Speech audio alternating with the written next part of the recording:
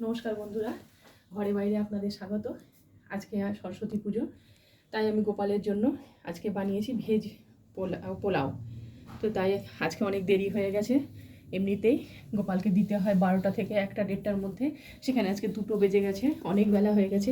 আজ আমাদের গোটা সেদ্ধ ছিল, তাই গোটা সেদ্ধটা করতে গিয়ে আরও দেরি হয়ে গেছে। এবার আমি দিয়ে দেবো গোপালকে।